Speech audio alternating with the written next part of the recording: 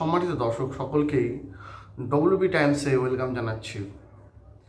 Trinamool Congress already সব জায়গায় হাঁটতে শুরু করে দিয়েছে। এদিকে দেখুন না, নন্দীগ্রামে যেখানে শুভেন্দু অধিকারী বিধায়ক, সেখানে এমনি বিজেপির চাপ তো আছেই, সেখানে বিজেপি জিতবে এটা একটা বোঝাই যাচ্ছিল, কিন্তু তৃণমূল কংগ্রেস ওখানে টক্কর দেবে এরকম একটা কানাঘুষো শোনা যাচ্ছিল। কিন্তু সেখানে দেখা গেল যে তৃণমূল কংগ্রেস কিন্তু হেরেছে, ভালোভাবেই হেরেছে। শুভেন্দু অধিকারী ওইখানে যেভাবে প্রচার করে রেখেছে, তো সেই জায়গায় যেটা মুশকিলই লাগছিল, কিন্তু সেটাই হলো, তৃণমূল কংগ্রেস কিন্তু ওখানে হেরেছে। এবং আরেকটা বিষয় হচ্ছে, সেটা অন্যদিকে মুর্শিদাবাদের সেখানে দৌলতাবাদ নামক যে জায়গায় যেখানে সমবায় নির্বাচন হচ্ছিল, সেই জায়গাতে কিন্তু ব্যাপক ঘটনা ঘটে। সেই ধরনের ঘটনা আর বলতে চাইছে না, সেটা আপনারা সবসময় মিডিয়াতে দেখছেন।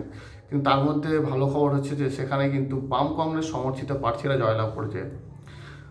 সেখানে 43 অর্থাৎ 43টি সেখানে সিট ছিল, তার মধ্যে 39টি বাম কংগ্রেস প্রার্থীরা সেখানে জয়লাভ করেছে।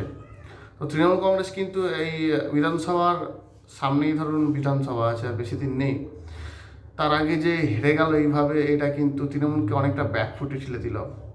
আর এদিকে মুর্শিদাবাদের দিকে যেদিকে বাম কংগ্রেস জোট হবে সামনে বারে, যেটা বোঝাই যাচ্ছে যে বাম কংগ্রেস জোট হবে, আইএসএফ এর মধ্যখানে আসবে কিনা সেটা এখনও ঠিক নয়, বলা যাচ্ছে না কিছু, অনেক রাজনীতিতে অনেক কিছুই হতে পারে। তো বাম কংগ্রেস ওখানে কিন্তু ভালো ফল করেছে, 43টা সিট, তার মধ্যে 39টায় তারা জয়লাভ করেছে। এবং মাত্র 4টি সিটে তৃণমূল কংগ্রেস ওখানে জয়লাভ করেছে। ওখানে মানুষ কিন্তু ব্যাপক খুশি।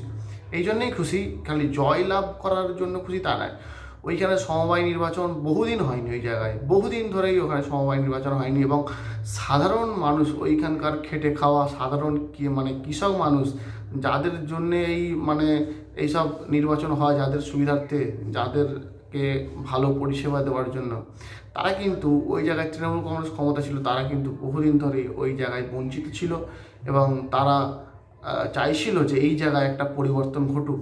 আর মানুষ কিন্তু এক হয়ে, সিপিআইএম এবং কংগ্রেস ওখানে যৌথভাবে লড়াই দেওয়ার ফলে মানুষ কিন্তু এক হয়ে ওই জায়গায় জয়লাভ করেছে। এবং তারা আশাবাদী এবারে যে নিশ্চয়ই তারা এবারে সেই যে সমস্ত সুযোগ সুবিধা থেকে বাদ পড়ে গিয়েছিল, তারা সেইগুলো আবার পেতে শুরু করবে। তাদের জীবনের মান আরও উন্নয়ন হবে, তাদের কৃষিকাজও আরও উন্নত করবে, তাদের সামগ্রিক পরিস্থিতি বদলাবে, এরকম একটা ধারণা করা যাচ্ছে। অন্যদিকে তৃণমূল কংগ্রেস কিন্তু ব্যাপক ব্যাকফুটে।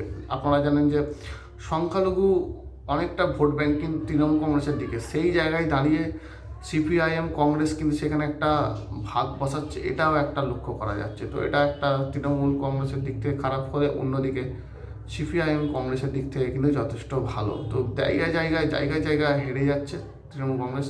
সামনে বিধানসভা ভোট, অনেকটা চাপের মধ্যেই থাকবে। তো আপনারা কি মনে করছেন, এটা কি আপনাদের কীরকম লাগছে? এই তৃণমূল কংগ্রেস চারিদিকে হারছে, সমবায় নির্বাচনে, একটা সাধারণ সমবায় নির্বাচন, সেখানে জেতার জন্য তারা এবারে জান লাগিয়ে দিচ্ছে, তাও তারা হেরে যাচ্ছে। তো সেখানে সাধারণ মানুষ জয়লাভ করেছে, এটাই কিন্তু সিপিআইএমের পক্ষ থেকে বলা হচ্ছে যে এটা মানুষের জয়, সমবায়ী মানুষের জয়। সম্মানিত দর্শক, কী বলবেন আপনারা? অবশ্যই আপনাদের মূল্যবান মতামত আমাদের সঙ্গে শেয়ার করবেন এবং প্রত্যেকটি আপনি সবার আগে পেতে অবশ্যই চ্যানেলটিকে সাবস্ক্রাইব করে পাশে থাকবেন। ধন্যবাদ।